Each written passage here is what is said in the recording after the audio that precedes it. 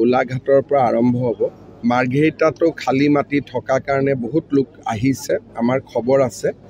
খালি সকলোবোৰ কাম আমি একেলগে ল'ব নোৱাৰোঁ। প্ৰত্যেকটো কামতে ৩-৪ মাহৰ এটা প্ৰক্ৰিয়া থাকে।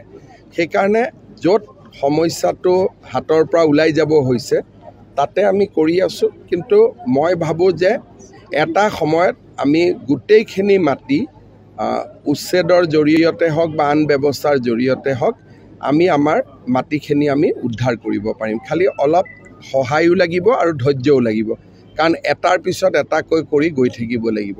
মই যোৱাকালিও দৰঙত কৈছিলোঁ যে ১ লাখ আমি ২৯,০০০ বিঘা মাটি আমি বেদখলৰ পৰা মুক্ত কৰিছোঁ, কিন্তু অসমত ২৯ লাখ বিঘা মাটি বেদখলকাৰীৰ হাতত আছে। এইটো এটা বহুত ডাঙৰ অংক।